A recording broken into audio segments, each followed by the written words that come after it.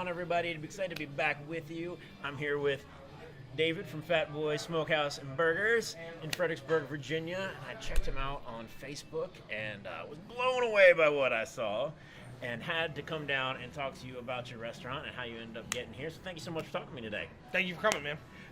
So I got a little bit of the story about how you ended up owning Fat Boys, but tell us a little bit about that, how you ended up having this restaurant here, a smokehouse, doing burgers and barbecue and all kinds of fun stuff. So since I was a little kid, my father's always smoked meats for all of our parties, all of our family gatherings. It's always been a passion of his. So from when I was a young age, I started getting an interest in smoking meats, specifically pork and ribs with him was the big deal. As I got older, I decided I wanted to own a restaurant. It was always kind of a dream to do it with my dad. So I started getting involved in working in restaurants. And from there, I just tried to grow my own ability to smoke. I started working more with brisket and beef and things like that. And then about a year and a half, 2 years ago, Virginia Barbecue, which is who was in this building before us, they closed down. Their lease became available. My dad was driving a tractor trailer, which is what he was doing for 20 years before this. He was over it. He was ready to be done. And the opportunity just kind of jumped out at us. The price was right. The location seemed good, so I left the job I was at before.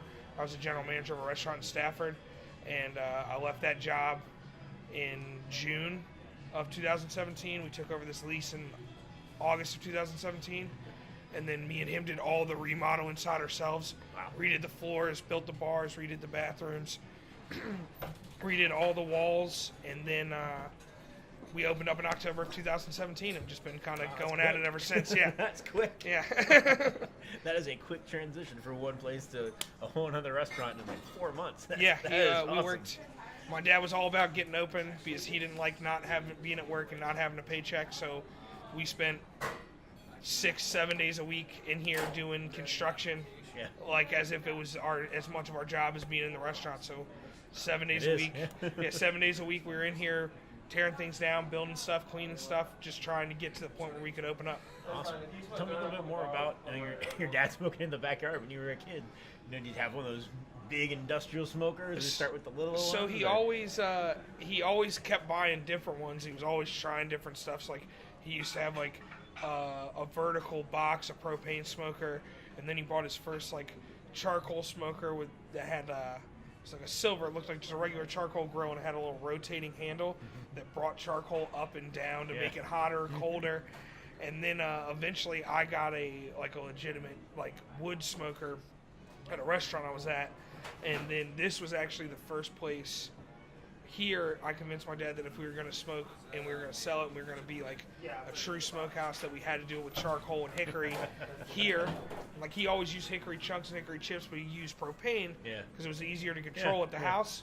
I was like, we got to do it here. So this is actually the first place my dad and me both together did charcoal and wood smoking here. I bet that's fun for him too. Finally get to do it that way. Yeah, it was it was a learning experience for him, and now I think he prides himself on being the best at keeping a smoker going. So he's the pit master. Yeah, he is. Yeah, he is officially the pit master. That is his go-to thing. He starts the smoker. That's his baby. That's the thing he takes the most pride in. That's great that you could make that happen for him. That's cool. Yeah. Get him doing that full time when he loved on the weekend. That's make your parents' dream come true. It's sometimes even better than yours. Yeah. So talk a little bit about the menu. I know you guys do a wide range of things. They're not just barbecue. You do all kinds of different things that you smoke. I wanted the central theme to be that we smoke things. I wanted to make all the meats and slow cook all the meats by hand and do as much as we can ourselves. We make all of the sauces ourselves. We trim all the meats ourselves. We cut all the veggies ourselves. We don't get anything prepackaged or pre-delivered. And we wanted the central theme to be a smokehouse. We didn't want to run just a barbecue place because I like more things than barbecue. I really, at the last job I was in, we did a featured taco every week. So I got really into making different wild and crazy tacos. So I wanted to include those. I wanted to include burgers, but we wanted the theme to stay the same. So we stuck with, smoked meats, but we do 10 different tacos, and they vary in range. We have a traditional beef, which is your traditional taco flavored beef. We do a smoked chicken. We do a smoked verde chicken where we smoke the verde sauce ourselves. We do a buffalo chicken taco. We do a barbecue pork taco.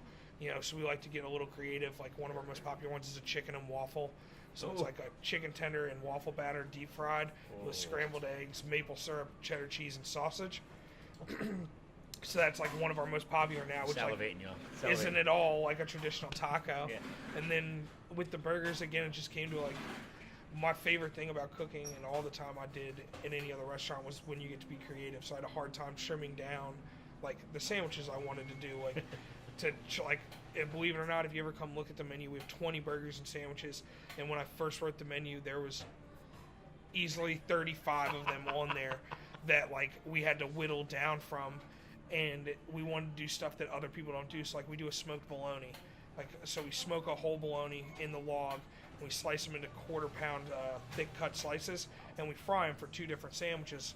One that's like kind of our style with coleslaw and mustard barbecue, and then one that's like reminiscent of bologna you'd eat as a kid. So lettuce, tomato, mayonnaise, and American cheese.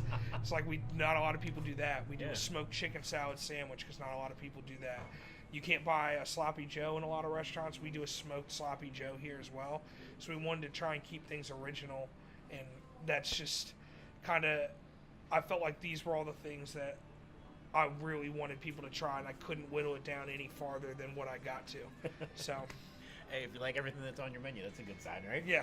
And you mentioned some of like the specials and things that you do. Tell us a little bit about that. So we also more recently have started doing more like fork and knife specials. So we run every day. You can get ribs, baby back ribs, full and half racks. We do a smoked meatloaf, which is actually my dad's meatloaf recipe, and he's been smoking meatloaf since I was like 9 or 10 years old. So we make the meatloaf, we put it on the smoker like everything else. It's one of my favorite things. It's like a super unique flavor that not a lot of people have tried before. We also recently started making our own sausage. So we grind pork shoulder fresh. We season it up different. We've done Italian. We did a 7 pepper, which is like a super hot link. We did a beer brat. We make our own breakfast sausage. This one that we have now is a beer cheese pepper wurst that we then smoke and we serve on a platter where you get either pork or brisket, 2 of these smoked sausage links and coleslaw. And then we have 2 additional entrees that change weekly or bi-weekly. Like most recently we did a smoked fajita. We did a fried catfish dinner with coleslaw and our own homemade remoulade. One of the things we're going to do next is a smoked jerk chicken over jalapeno slaw with like a pineapple chutney. We want to do a caramel apple filled porchetta. It's like that's kind of our chance to do like the really creative stuff that we still want to stretch our mind a little bit. That's part of the fun of being in a kitchen. That's part of the fun for the guys who work in the kitchen with me, is that's still our chance to do something new and out of the routine. Yeah, and like I can't think of anywhere I've ever seen all those things on a menu together, much less when it's advertised as a smokehouse and burger place. Like having that wide range of things available to you is just like and as somebody I've told the story before, my uncle owned an Italian butcher shop in Delhi, and he butchered all his own meats, and he made Italian sausage. So I've been seeing that process since I was barely big enough to look over the counter. And y'all, if you've never had house-made sausage, you need to do that.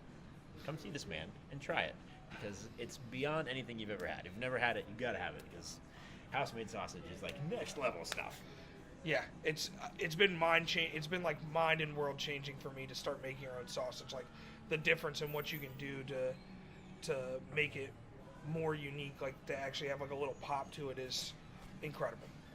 So this is the hardest question I usually ask any restaurant owner. If you had to pick one thing on your menu that someone who has never been here should come here and try to really get the essence of your place, what would that thing be? I'm asking you to pick your favorite kid. We have the toughest thing. So we have this sandwich that I think embodies what we do here the best, top to bottom. It's called the Miss Piggy. It's a huge portion, and it's a unique set of flavors altogether. So basically, it's Texas toast, a fried piece of macaroni and cheese, our slow smoked pork with our homemade hot vinegar sauce, 2 strips of bacon, melted cheddar, and it gets topped with fried red onions, and we make our own strawberry jelly, and we put the strawberry jelly on top of that sandwich. So like our thing here is that we wanted to be affordable, we wanted to be filling, but we also wanted to like, I didn't want my staple just to be like, it's okay, but you get a lot of it. I wanted you to get a lot of it and it to be unique and original, and that's the sandwich I think that embodies all of that together the most. It's huge, super filling, but don't think anywhere else I've ever been, particularly anywhere around town here, that has a sandwich that's at all like the Miss Piggy that we sell here. I've never heard of anything like that. You started with fried macaroni and cheese. That was step one, and it just went crazier from there. That sounds like something that I would love, and I think lots of people would love. So you mentioned that you opened about 14 months ago. Yes. Opening a restaurant is always an adventure. You guys toiled away for 18 hours a day, getting the place set up, building it all yourself. What are some of the lessons that you've learned in that process and over the last 14 months of being open? The hardest part for me has been, this is the first like business I've ever owned. So like, it's all the other stuff that takes me away from like the actual restaurant that's been the hardest and it's been the most learning. Like, I know a lot more about taxes now than I did before. I know a lot more about, like, personally, I know a lot more about construction than I did months ago. I know a lot more about like building inspectors than I care to. That was the thing that I guess I learned most was that if I ever opened a restaurant again, I'd be better prepared for like all of the other stuff that comes with it. There's so many rules and regulations that you don't think about as someone who's a restaurant person, because like they don't apply to you most of the time when you're in someone's kitchen, like building the kitchen. Like, we had to draw a gas diagram to be allowed to hook up a flat top because Virginia Barbecue didn't have a flat top. I'd never drawn a gas diagram before. So luckily I have an awesome friend, Eric Dupuis, who runs a plumbing service, and he helped me out and drew it up for me. It was very helpful, but like there's just so much involved that I never thought about. Like, it turns out to have the smokers outside, which we got approved by the fire department and by the health department. 6 months later, the city came back and was like, hey, we don't know if you have enough parking spaces for your venue because you're using them for your smoker. So you have to fill out this form and pay a fee and draw a 2-scale map of your parking lot in order to have your smokers. And it's just like being prepared for all of that stuff is the thing that was the hardest, and what I'd say I learned the most about. Like, and then once that all kind of settled in and allowed us to like settle into our own in the kitchen, I feel like there's some stuff that we do now in the kitchen, in the front of house organizationally, that I'm like, why weren't we doing this when we opened? And I look back, I'm like, I feel like I was just distracted in the beginning trying to get all of these other things checked off. Yep. I always tell restaurateurs and anybody who asks about it, if you're a restaurant owner, you're in every business. Yeah. You're not in just the restaurant business. You have to be an expert in every single business that there is if you're going to run your own restaurant. Yeah. Because you touch on all of them. Yeah. Well, man, thank you so much for talking to me today. I think people should be very excited to come in and try your food. Like, looking over your menu and the pictures and everything, I was just like, I know I got to talk to this guy because we're going to vibe. It's the kind of place that I love and I think other people will love. So thank you so much for talking to me today. Thank you. I appreciate you coming in. Everybody, please come down and see David at Fat Boys. You're going to love their food. You're going to love the ambiance here. And if he's around, come and talk to him because he's a great dude. Please do. Here every day. Talk to you guys soon.